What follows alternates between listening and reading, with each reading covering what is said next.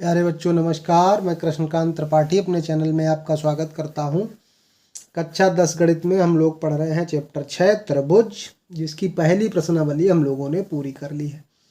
दूसरी प्रश्नावली पढ़ने से पहले हम लोगों को कुछ प्रमेय पढ़नी पड़ेंगी और त्रिभुजों की समरूपता के बारे में जानना पड़ेगा। पहले वीडियो में हमने क्या समझा था कि आकृतियों की समरूपता क्या होती है। सर्वांग समता कक्षा 9 में पढ़ चुके हैं, उसका भी रिवीजन किया था। अगर वो वीडियो आपने नहीं देखा तो पहले उस वीडियो को देखिए, फिर बाद में इस वीडियो को देखिए।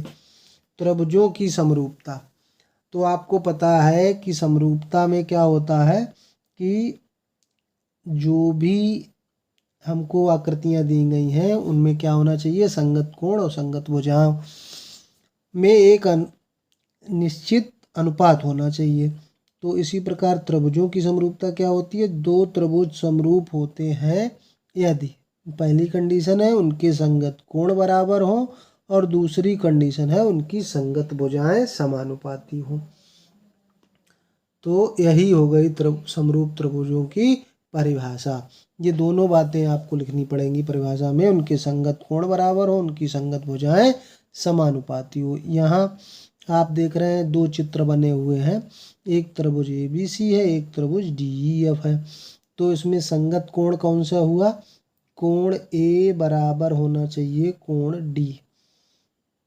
कोण A और कोण D ऊपर ऊपर के कोण है। कोण B बराबर होना चाहिए कोण E और तथा कोण C बराबर होना चाहिए कोण F। ये दोनों संगत कोण इनके बराबर हैं। संगत भुजाएं तथा क्या है इनमें, संगत भुजाएं कौन सी है, इसकी भुजा है AB, तो उसकी भुजा कौन सी हो गई DE।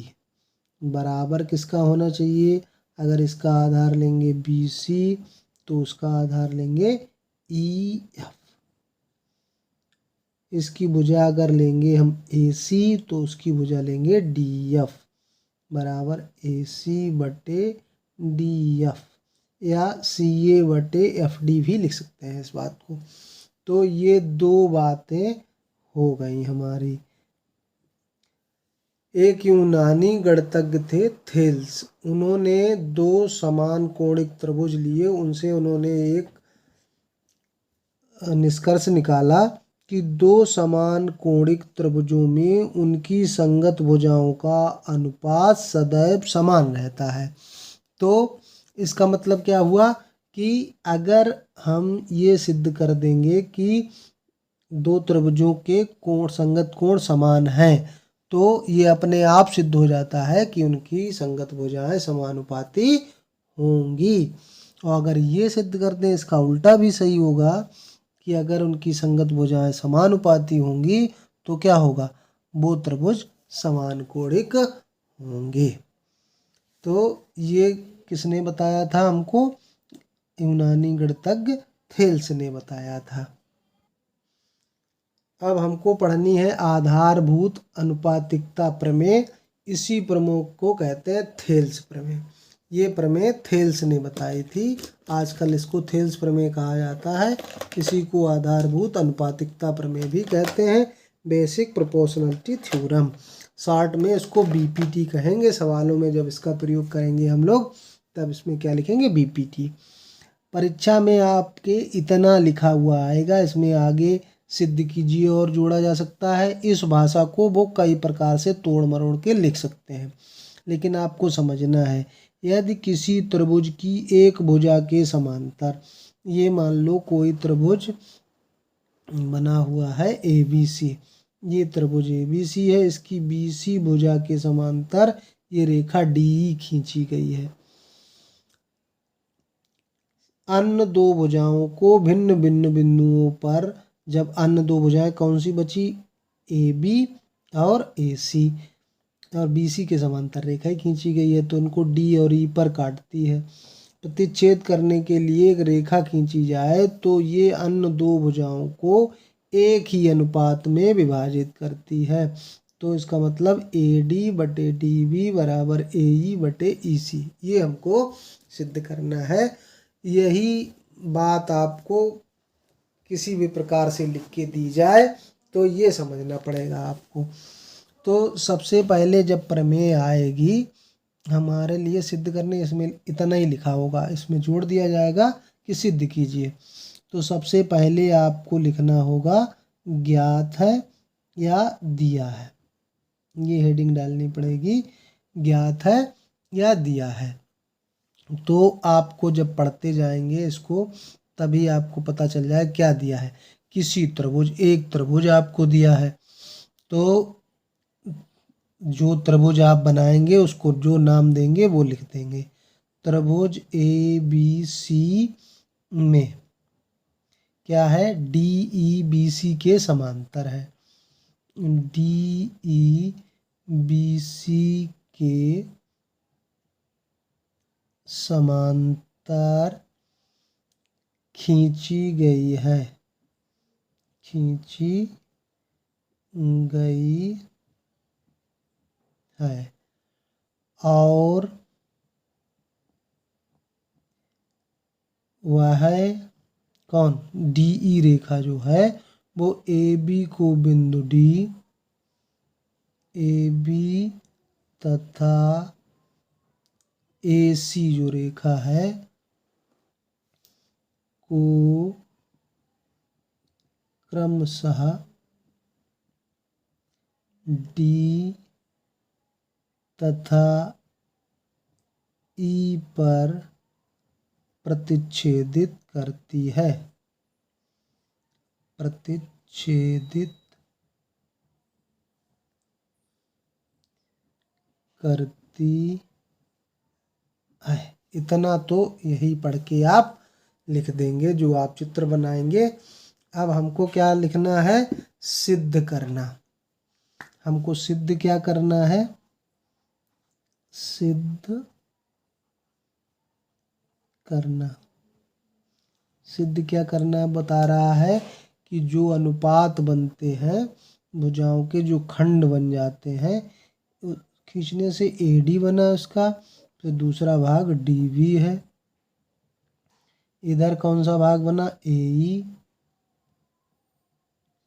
बटे ईसी, ये सिद्ध करना है। फिर उसके बाद अगर कोई आप अपने पास से कुछ रेखा रेखा खींचते हैं उसमें, तो उसको कहते हैं रचना। तो इसमें रचना आपको करनी पड़ेगी थोड़ी, क्या करनी पड़ेगी, ये सब हो गई, बी ई को मिलाना पड़ेगा और सी डी को मिलाना पड़ेगा तथा इन पे ये लंब खींचने पड़ेंगे, बी ई तथा सी डी को क्या किया, मिलाया।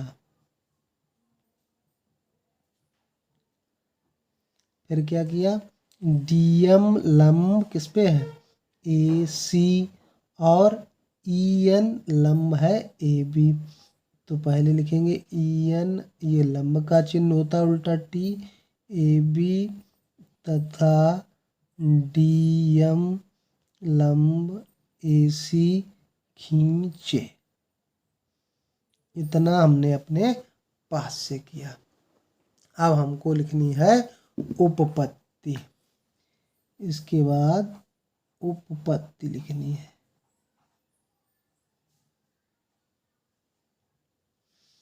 उपपत्ति लिखनी है, अच्छा उपपत्ति लिखेंगे तो हमें मालूम है कि त्रिभुज का क्षेत्रफल बराबर क्या होता है, 1/2 आधार गुणे ऊंचाई। तो अगर हम ये आधार लेते हैं, ये त्रिभुज लें, त्रिभुज ए डी ई, क्या सूत्र लगाना है, त्रिभुज का क्षेत्रफल, क्या सूत्र होता है, 1/2 आधार और गुणे उस त्रिभुज की ऊंचाई या लंब कह देते हैं इसको। ये सूत्र का प्रयोग करना है।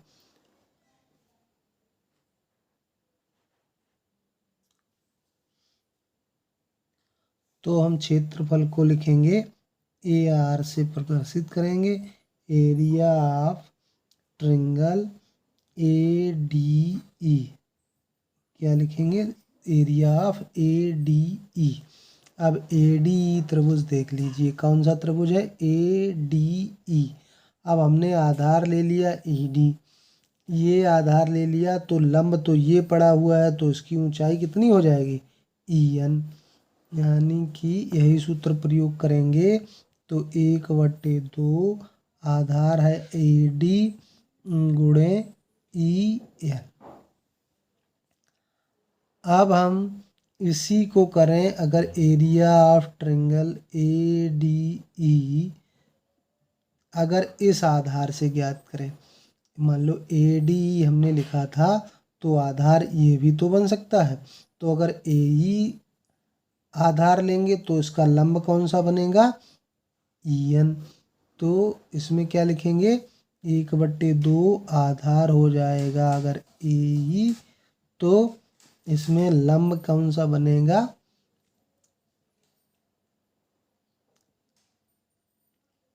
इसमें लंब बन जाएगा ये।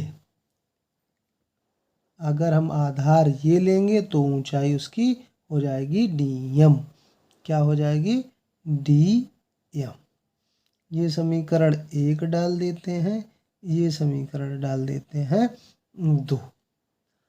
अब देखो, अगर हम त्रिभुज बी डी ई की बात करें, area of triangle B D E, B D E, तो बी डी ई में आधार तो बी डी हो जाएगा, ऊंचाई कितनी जा रही है, ऊंचाई ये इतना देखो आप, यहाँ से लेके यहाँ तक, तो ये ऊंचाई उसकी जा रही है, तो आधार क्या हो जाएगा, 1/2 गुणे बी डी गुणे ऊंचाई क्या हो जाएगी, ई एन। ये समीकरण हो गया 3। ऐसे समझ लीजिए जैसे कोई त्रिभुज ये है और उसकी एक ये भुजा है, ये त्रिभुज है, तो ऊंचाई त्रिभुज के बाहर भी तो हो सकती है। ये ऊंचाई अगर उसको ज्ञात करेंगे तो ये ऊंचाई हो गई उसके बाहर। तो त्रिभुज सी डी ई, अगर डी ई सी का एरिया हम निकालेंगे तो आधार हमने ये ले लिया, तो ऊंचाई इसकी क्या हो जाएगी, ये देखो इतना ही ऊंचा तो है त्रिभुज, यहाँ से ये अगर लेते हैं तो इसकी ऊंचाई क्या हो जाएगी, डी एम। ये चित्र आपको दिखाई दे रहा है, तो ये ऊंचाई क्या हो जाएगी, डी एम। तो यहाँ पे लिखेंगे ऊंचाई डी एम, हमने लिख ली। ये समीकरण 4 डाल दिया हमने। अब अच्छा, कक्षा 9 में याद कीजिए, आपने पढ़ा था कि अगर एक ही आधार और 2 समांतर रेखाएं हैं और उनके बीच अगर त्रिभुज बने हैं तो उनके क्षेत्रफल आपस में बराबर होते हैं। तो पहले देखते हैं, समीकरण 1 जो है उसमें समीकरण 3 से भाग दे देते हैं। समीकरण 1 डिवाइडेड बाई समीकरण 3, तो एरिया ए डी का बटे एरिया किसका, बी डी का। तो ए डी का एरिया था 1/2 ए डी गुणे ई एन, और इसका था 1/2 बी डी गुणे ई एन। तो 1/2 कैंसिल, ई एन कैंसिल, तो ये क्या आ जाएगा, ए डी बटे बी डी। इसको हम डाल देते हैं समीकरण 5। अब जो एरिया हमें समीकरण 2 में प्राप्त हुआ है उसमें समीकरण 4 से भाग दे देते हैं, समीकरण 4 का भाग। तो area triangle A D E बटे area triangle C D E या डी ई सी, कुछ भी कहते हैं उसको। 1/2 ए डी ई का आप ये एरिया लेंगे, जब ए ई आधार है तब ऊंचाई डी एम है, और यहाँ पे इसकी भी ऊंचाई dm है। 1/2 CE/dm। तो dm कैंसिल, 1/2 कैंसिल, तो ये आ जाएगा AE/CE। समीकरण हो गया 6। अब एक बात ये देख लीजिए, खाली इतना देखिए, ये DE और BC आपस में समांतर हैं। अब इनका आधार अगर ये लिया जाए डी, ये मान लिया जाए दो समांतर रेखाओं के बीच में बने त्रिभुज हैं, तो इनके क्षेत्रफल आपस में क्या होंगे, बराबर हो जाएंगे। एक ही आधार और दो समांतर रेखाओं के बीच बने त्रिभुजों के क्षेत्रफल आपस में बराबर होते हैं, यही लिखेंगे।